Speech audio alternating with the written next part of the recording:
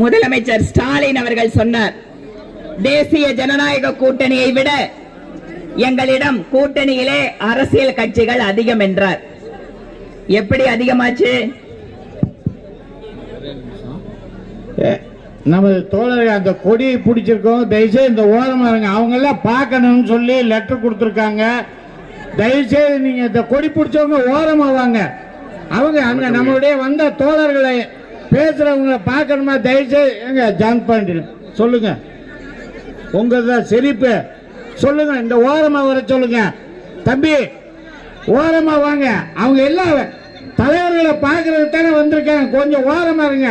நீங்க உங்க கொடி தான் மறைக்க. எல்லா கொடியுமே சொல்றேன், அவங்க மட்டும் இல்ல, எல்லா கொடியும் ஓரமா அப்படி நிறுத்திக்கோ. இல்லன்னா கொடியோட ஹைட் கொஞ்சம் குறைச்சுக்கோங்க.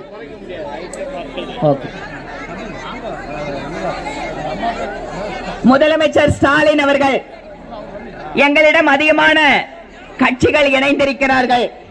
எப்படி இணைஞ்சாங்க? அறிவாலை பக்கம் ஆபீஸ்ல யார் கொடி எடுத்துட்டு போனாலும் உடனே கூட்டணிக்கு வாங்க வாங்கன்னு கூப்பிட்டு இணைச்சாங்க. கோடிக்கணக்கான பணம் கொள்ளையடித்து வைத்துவிட்டு அந்த பணத்தினுடைய பெட்டியை திறந்து திறந்து காட்டி அங்க இருக்கின்ற கட்சிகளை இணைத்து இப்போது நாங்கள் பெரிய கட்சி பெரிய கூட்டணின்னு சொல்லிட்டு இருக்கார். ஆனால் அன்பு சகோதர சகோதரிகளே, இங்கு ஆயிரக்கணக்கான பாரதிய ஜனதா கட்சியினுடைய சொந்தங்களும் புரட்சி தலைவர் புரட்சி தலைவி அம்மா அவர்களுடைய ரத்தத்தின் ரத்தமான உடன்பிறப்புகளும் அனைவரும் சேர்ந்து 2021 திரு ஸ்டாலின் அவர்களுக்கும் திமுகவிற்கும் ஒரு செய்தியை சொன்னோம். கொங்கு மண்டலம் எப்போதும் எங்களுடைய கோட்டை. ஸ்டாலின் அவர்கள் ரொம்ப தைரியமா இருந்தார். அண்ணா திராவிட முன்னேற்ற கழகமும் பாஜகவும் கூட்டணி வராது, அமமுகவும் அதிமுகவும் சேராது, நாம திரும்பவும் முதலமைச்சர் ஆயிரலாம், நம்ம பையனை முதலமைச்சர் ஆக்கி விடலாம் என்று மனப்பால் குடித்தார். ஆனால் திரு ஸ்டாலின் அவர்களே, பிரதமர் நரேந்திர மோடி அவர்களும் எங்கள் உள்துறை அமைச்சர் அமித்ஷாஜி அவர்களும் ஒரு விஷயத்தில் தெளிவாக இருந்தார்கள். திராவிட முன்னேற்ற கழகத்தினுடைய ஆட்சி தொடரும் என்றால் தமிழகம் சுடுகாய்விடும் என்கின்ற அந்த எண்ணத்தின் பால் தமிழகத்தை காப்பாற்ற வேண்டும் என்பதற்காக இன்று ஒரு பிரம்மாண்டமான தேசிய ஜனநாயக கூட்டணியை நாம் அமைத்திருக்கிறோம். அமமுக காரங்க தெளிவா சொல்லிட்டாங்க, நாங்க எல்லாம் பங்காளிங்க தான். ஆனா ஸ்டாலின் அவர்களே, உங்களை காலி பண்ணணும்னா, ஸ்டாலின் அவர்களே உங்களை காலி பண்ணணும்னா நாங்க எப்ப வேணாலும் ஒரு தாய் பிள்ளைகள் எப்ப வேணாலும் ஒன்னா சேருவோம். இலக்கு ஒன்றே ஒன்றுதான். இன்று கோவையிலே பார்த்தோம், 10க்கு 10 ஒரு அமைச்சரை கூட இந்த இடத்தில் இருந்து அவர்களால் எடுக்க முடியாது, போட முடியாது. எங்கிருந்தோ ஒரு இரவலை கொண்டு வந்து கொங்கு மண்டலத்துக்கு இறக்கி ஆட்சியை பிடிக்க முடியுமா என்று பார்க்கிறார்கள். அது எப்படிப்பட்ட ஆளு? யாரு? அது 10 ரூபாய் இல்லைங்க, அது 10,000 கோடி. ஆனா அந்த 10,000 கோடியை வச்சு எங்க அக்காங்க தங்கச்சிங்களுக்கெல்லாம் பெரிய பெரிய அண்டா அண்டாவா கொண்டு வந்து கொடுத்து திமுகவை எப்படியாவது ஜெயிக்க வைக்க முடியுமான்னு பார்த்துட்டு இருக்காரு. அன்பு தங்கச்சிங்களே, அக்காங்களே, நாம யாருக்கு பாடம் சொல்லிக் கொடுக்க வேண்டும்? யாருக்கு பாடம் சொல்லணும்? திமுகவுக்கு சொல்லணும். திரு ஸ்டாலின் அவர்களுக்கு சொல்லணும். கோவையிலே இந்த தேர்தலிலும் 10க்கு 10 என்பது அது நாங்கள் தான் என்பதை சொல்ல வேண்டும். சட்டப்பேரவையிலே இதோ இங்க இருக்கக்கூடிய 10 சட்டமன்ற உறுப்பினர்களும் கோவைக்கு ஏதாவது ஒன்று கேட்கின்ற பொழுது, கோவையினுடைய வளர்ச்சி திட்டங்களுக்காக நாங்கள் குரல் கொடுக்கின்ற பொழுது, நான் கோவைக்கு அடுத்தது வந்துட்டே தானே இருக்கேன்னு முதலமைச்சர் சொல்றாரு. எதுக்கு வர்றாரு? அண்ணா திராவிட முன்னேற்ற கழகத்தின் ஆட்சியில அடிக்கல் நாட்டிய பாலங்கள், வேலை நடந்த பாலங்களுக்கெல்லாம் ஸ்டிக்கர் ஓட்டுறதுக்காக கோயம்புத்தூர் வந்துட்டு இருக்காரு. ஸ்மார்ட் சிட்டி திட்டம் கோவையிலே, இந்த கோவை மாநகரம் ஒரு ஸ்மார்ட் சிட்டியாக வர வேண்டும் என்பதற்காக பிரதமர் மோடி அவர்கள் பாஜக ஆட்சி செய்கின்ற மாநிலங்களை எல்லாம் விட அதிகமாக தமிழகத்திற்கு ஸ்மார்ட் சிட்டி திட்டங்களை கொடுத்தார். எதற்காக? தமிழகத்து மக்கள் கடுமையான உழைப்பாளிகள், அவர்களிடம் ஒரு பைசா கொடுத்தால் 10 பைசாவாக திருப்பி வளர்ச்சிக்கு கொடுப்பார்கள் என்கின்ற நம்பிக்கையோடு நமக்கு வாரி வாரி கொடுத்தார். கொடுக்கின்ற இடத்திலே பிரதமர் மோடி இருந்தார். அவரிடம் எடுத்துக்கொண்டு தமிழகத்தை வளர்ச்சி பாதையில் எடுத்துச் செல்வதற்காக அண்ணன் எடப்பாடி அவர்கள் அன்று இருந்தார். இப்போது சொல்கிறார்கள் அடிக்கடி கோயம்புத்தூர் வரும். அடிக்கடி கோயம்புத்தூர் எதுக்கு வர்றீங்க? அதிமுக ஆட்சியில் இருக்கக்கூடிய திட்டங்களை எல்லாம் நிறைவேற்றுவதற்கு, ரிப்பன் கட்டுவதற்கு, ஸ்டிக்கர் ஓட்டுவதற்கு வந்து கொண்டிருக்கிறீர்கள் ஸ்டாலின் அவர்களே. கோவை மேற்கு மண்டலம் மட்டுமல்ல, தமிழகத்தினுடைய வளர்ச்சிக்கு மிக முக்கியமான ஒரு நகரம். இந்த நகரத்திற்கு தேவையான அத்தனை வளர்ச்சி திட்டங்களையும் இங்கு அமைச்சராக இருந்த போது அண்ணன் எஸ்.பி. வேலுமணி அவர்களும் மற்றும் இங்கு முதலமைச்சராக இருந்த அண்ணன் எடப்பாடி அவர்களும் பார்த்து பார்த்து கோவைக்கு செய்தார்கள். ஆனால் கடந்த 5 ஆண்டு காலமாக இந்த மெயின் ரோடுகளை தவிர மீது எந்த இடத்துல பார்த்தாலும், எந்த ரோட்லயும் இன்னைக்கு 2 வீலர்ல போக முடியாது. இன்னைக்கு ஒரு குறிப்பிட்ட டாக்டர்களுக்கு அதிகமா பேஷண்ட் வராங்க கோயம்புத்தூர்ல சொன்னாங்க. எந்த டாக்டர் தெரியுங்களா? ஆர்த்தோ டாக்டர், எலும்பு முறிவு டாக்டருக்கு தான் இன்னைக்கு கோயம்புத்தூர்ல அதிகமா பேஷண்ட் வராங்கன்னா ரோடு எந்த அளவுக்கு மோசமா இருக்கு அப்படிங்கறத நம்ம நினைச்சு பார்க்கலாம். இதோ அண்ணன் பொள்ளாச்சி ஜெயராமன் அவர்களும், அன்பு சகோதரர் திரு ஏ.கே. செல்வராஜ் அவர்கள், திரு தாமோதரன் அவர்கள், அண்ணன் கந்தசாமி அவர்கள், நம்முடைய அம்மன் அர்ஜுனன் அவர்கள் எல்லாரும் சேர்ந்து கோயம்புத்தூர்ல ரோடு கிடையாது, ரோடு போடுங்கன்னா 4 வருஷமா ஒரே பதில சொன்னாங்க. ஒரே பதில சொன்னாங்க, 200 கோடி ரூபாய் கோயம்புத்தூரின் ரோடுகளுக்காக கொடுத்திருக்கிறோம் அப்படின்னு 4 வருஷமா ஒரே 200 கோடி ரூபாயை மட்டும் சொல்லிக் கொண்டிருந்தது திமுக அரசு. கோவையினுடைய எத்தனையோ வளர்ச்சி திட்டங்கள் அத்தனைக்கும் முட்டுக்கட்டை போட்டது திமுக அரசு.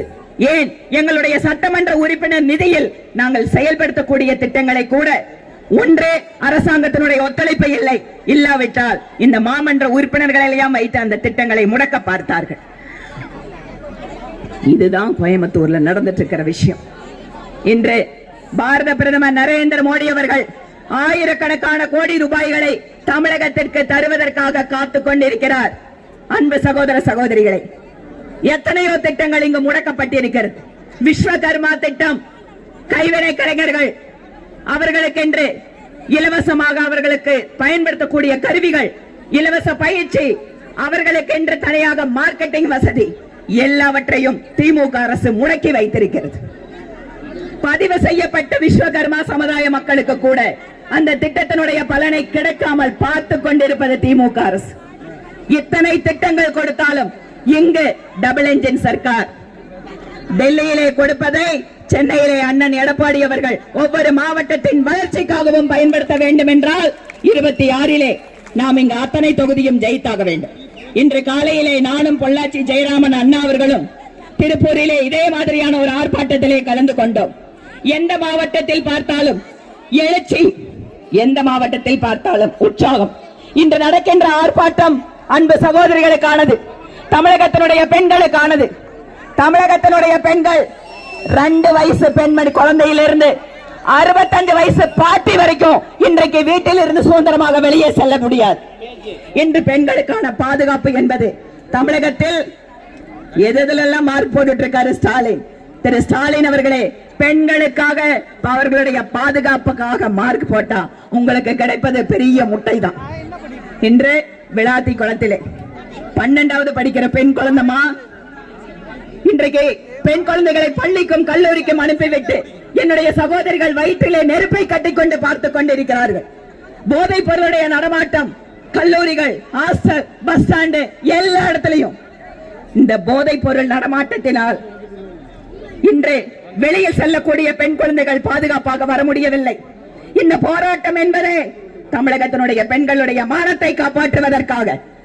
நம்முடைய புரட்சி தலைவி அம்மா அவர்கள் இருக்கின்ற பொழுது ஒரு பெண்மணிக்கு ஏதாவது ஒரு ஒன்று நடந்தால் அவர்களுடைய கட்சியில் அவர் எவ்வளவு பெரிய அமைச்சராக இருந்தாலும் கூட உடனடியாக தூக்கி வெளியே எறியக்கூடிய தைரியம் அம்மாவுக்கு இருந்தது.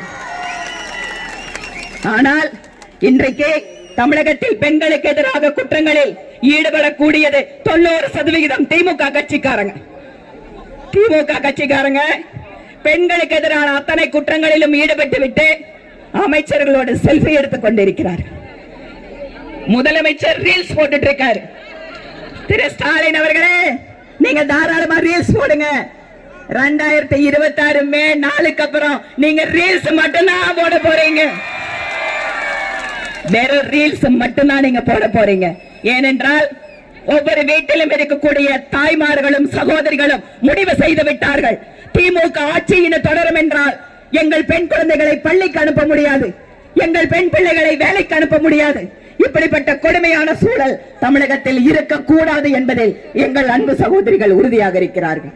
26 தேர்தல் என்பது தமிழகத்தினுடைய எதிர்காலத்திற்கான தேர்தல், தமிழகத்தினுடைய சகோதரிகளுடைய மானத்தை காப்பாற்றுவதற்கான தேர்தல், எங்கள் சகோதரிகளுடைய பெண் குழந்தைகளுடைய எதிர்காலத்தை காப்பாற்றுவதற்கான தேர்தல் என்பதை மனதில் வைத்துக் கொண்டு நாம் அத்தனை பேரும் ஒன்றாக இணைந்து ஒரு தாய் பிள்ளைகளை போல போட்டியிடக்கூடிய அத்தனை வேட்பாளர்களும் நம்முடைய வேட்பாளர்கள் ஒவ்வொருவரும் ஜெயித்தாக வேண்டும் என்று நம்முடைய பணியை துவக்குவோம்.